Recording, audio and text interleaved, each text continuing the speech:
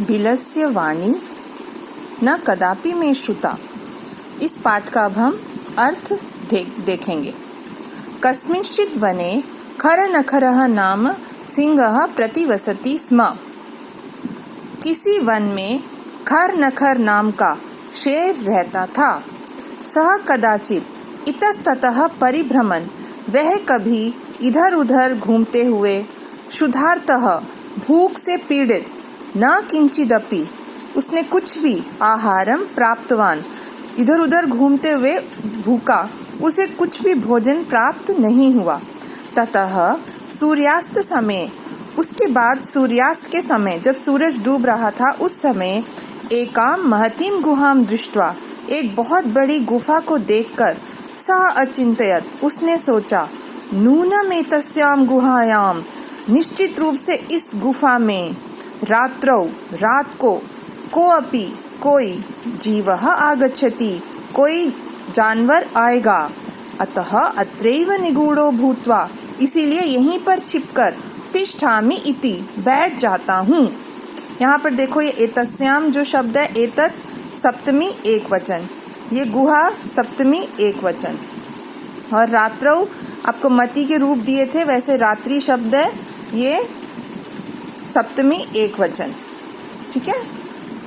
एतस्मिन् अंतरे, इसी बीच में, गुहायाः स्वामी दधिपुच्छः नामकः शृगालः समागच्छत्। इसी बीच में गुफा का स्वामी दधिपुच्छ नाम का सियार, जैकॉल आया। जब वो शेर वहाँ पर छिपकर बैठ गया, तभी वहाँ उस गुफा का जो स्वामी था, जो वहाँ पर रहता था, सियार, वो उधर आया। सह च यावत् पश्यति, और वह जब देखता है, तावत् सिंहबद्ध पद्धति ही, तब शेर के पंजों के निशान, गुहायां प्रविष्टा दृश्यते, गुफा में प्रवेश होते हुए तो दिख रहे थे, न च बहिरागता, लेकिन बाहर आते हुए नहीं। जब वो सियार आया, जैकॉल आया, लोमड़ी की फैमिली का होता है ये, तेज चतुर जानवर, उसने आकर देखा कि मेरी गुफा की तरफ तो किसी शेर के पैर के निशान हैं, जो पग मार्क्स बोलते हैं हम। जब आप किसी उसमें जाते हो ना, रणथंबोर या जैसे शेर के वो हंटिंग वगैरह के लिए लोग जाते हैं देखने के लिए कि वहाँ शेर है या नहीं, वहाँ पर उनको पैर के निशान, पग मार्क्स के थ्रू देखते हैं कि भाई शेर है या नहीं। तो वैसे ही इसने देखा, शेर के पैर के निशान अंदर जा रहे हैं लेकिन बाहर नहीं आ रहे, तो उसने अंदाजा लगा लिया कि कुछ गड़बड़ है। शृगालः अचिंतयत्, सियार ने सोचा, अहो विनष्टो अस्मि, अरे मैं तो बर्बाद हो गया, नष्ट हो गया। नूनम अस्मिन् बिले सिंहः अस्ति इति तर्कयामि, जरूर, नूनम यानी जरूर, निश्चित रूप से, इस बिल में, इस बिल के अंदर, इस गुफा के अंदर, सिंहः अस्ति इति, शेर है, ऐसा, तर्कयामि, अंदाजा लगाता हूँ, मुझे लग रहा है कि इसके अंदर, मेरी गुफा के अंदर शेर बैठा है। तत् किम करवाणी, तो अब मैं क्या करूं? ये क्री धातु लोट लकार है। एवं विचिन्त्य, ऐसा सोचकर क्या किया उसने, दूरस्थः रवं कर्तुम आरब्धः, दूर से उसने आवाज लगानी शुरू की।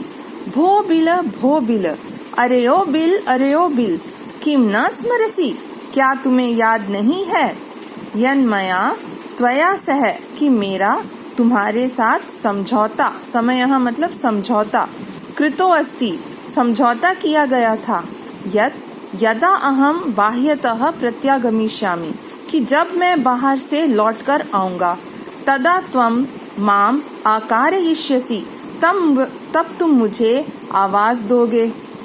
यदि त्वम माम न आह्वयसि, यदि तुम मुझे आवाज नहीं दोगे, नहीं बुलाओगे, तर्हि अहम द्वितीयम बिलम यास्यामि इति, तो मैं दूसरे बिल को चला जाऊंगा। यानी इसने अपने प्रेजेंस ऑफ माइंड यूज किया और इसने बिल को आवाज दी, कि मतलब ये सोचकर कि मैं आवाज लगाऊंगा तो बिल थोड़ी अपने आप में बोलेगा, वो तो नॉन लिविंग थिंग है, लेकिन जरूर शेर कुछ न कुछ सोचकर कोई दहाड़ेगा या कुछ तो मेरे को हिंट मिलेगा या ये बाहर आएगा। इसलिए इसने अपना प्रेजेंस ऑफ माइंड यूज किया और इस तरह से वो गुफा से बोला कि भाई मैंने तुमसे एक समझौता किया था कि जब भी मैं बाहर से आऊंगा तुम मुझे आवाज दोगे। तुम नहीं आवाज दे रहे हो तो मैं अब चला जाता हूँ। ठीक है। अथ एतत् श्रुत्वा, तब ऐसा सुनकर सिंह अचिंतयत्, शेर ने सोचा, नूनमेषा गुहा स्वामिनः सदा समाह्वानं करोति, जरूर ये जो गुफा है अपने स्वामी का हमेशा आह्वान करती है।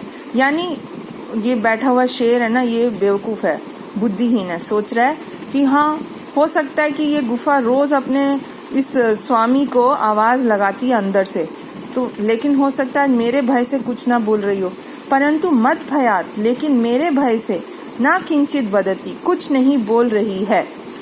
अथवा साधु इदम उच्यते, साधु इदम, इस शब्द में दो शब्द जुड़े हुए हैं, साधु प्लस इदम।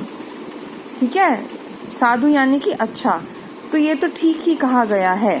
भय संत्रस्त मनसाम हस्तपादादिकाः क्रियाः प्रवर्तन्ते न वाणी च रेपतुश्च अधिको भवेत्, कि जब ये कहता है शेर, जब मनुष्य का मन भय से पीड़ित हो, भय संत्रस्त मनसाम, जिस व्यक्ति का मन भय से पीड़ित हो, संत्रस्त यानी कि पीड़ित, भय संत्रस्त मनसाम, भय से जब मन पीड़ित हो, हस्तपादादिकाः क्रियाः न प्रवर्तन्ते, मनुष्य के हाथ, हस्त यानी कि हाथ, पाद यानी कि पैर, आदि इत्यादि क्रियाएं, हाथ और पैर की क्रियाएं न प्रवर्तन्ते, नहीं चलती हैं, न वाणी च, न गले से आवाज निकलती है, वाणी यानी कि आवाज, वे पथुश्च अधिको भवेत्, और कप कपाहट, शिवरिंग, बॉडी में बड़ी कांपने की टेंडेंसी हो जाती है।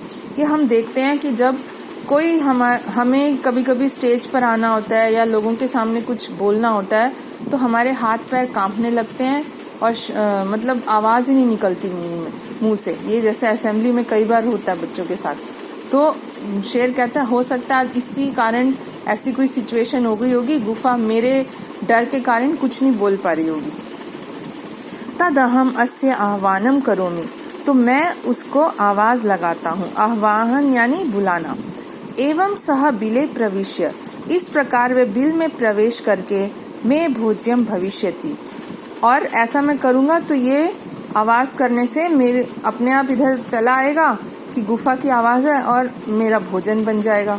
इत्थम विचार्य, ऐसा विचार करके सिंह सहसा, शेर अचानक, शृगालस्य आह्वानम अकरोत्, उसने सियार को आवाज लगाई।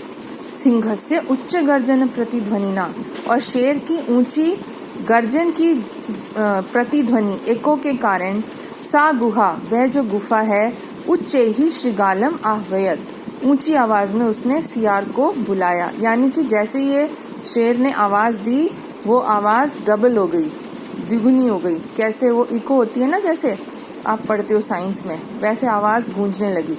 आवाज गूंजकर और ज्यादा इफेक्ट आ गया, तेज हो गई आवाज।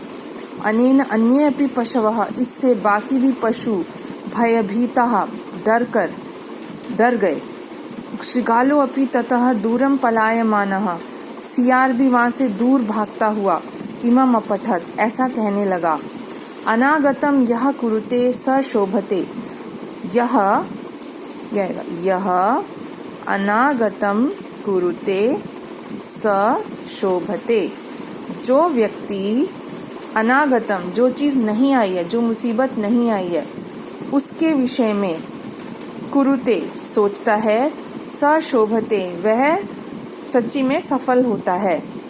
स शोच्यते यो न करोति अनागतम, यह यहाँ पे बनेगा यह न कर अनागतम करोति स शोच्यते, और जो नहीं आए हुए के विषय में विचार नहीं करता, वो शोक मनाता है, बाद में उसे दुख होता है।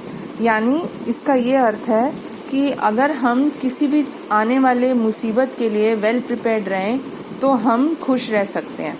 जैसे अभी लॉकडाउन है और इंडिया अपने आप को प्रिपेयर कर चुकी है कोई मुसीबत आए उसको झेलने की। जो ऐसे एग्ज़ाम में आप अगर तैयार हैं, तैयारी पूरी है, तो आप कभी भी डरेंगे नहीं, एग्ज़ाम आपका अच्छा जाएगा। कोई भी सिचुएशन हो लाइफ में ऐसे ही होता है। लेकिन जो व्यक्ति तैयारी नहीं करता आने वाली चीज़ों की, वह दुख मनाता है, उसका लॉस होता है। हम देख ही रहे हैं इस समय जो लॉकडाउन की सिचुएशन है, जिन कंट्रीज़ में नहीं थी तैयारी वहाँ ज़्यादा प्रॉब्लम हो गई है। तो ऐसे ही लाइफ में आप देखते हो, जब आप अनप्रिपेयर्ड होते हो किसी एग्ज़ाम के लिए, टेस्ट के लिए, तो आप दुख मनाते हो। वने अत्र संस्थस्य समागता जरा, इस अत्र वने, इस वन में, संस्थस्य रहते हुए, जरा समागता मुझे बुढ़ापा आ गया, जरा यानी कि बुढ़ापा, समागता आ गया। विलस्य वाणी न कदापि में श्रुता, मैंने तो कभी भी किसी गुफा की आवाज़ नहीं सुनी। यानी इस स्टोरी में ये बताया गया है कि कैसे हमें प्रेजेंस ऑफ माइंड यूज़ करके अपने आप को मुसीबत से बचाना चाहिए। धन्यवाद।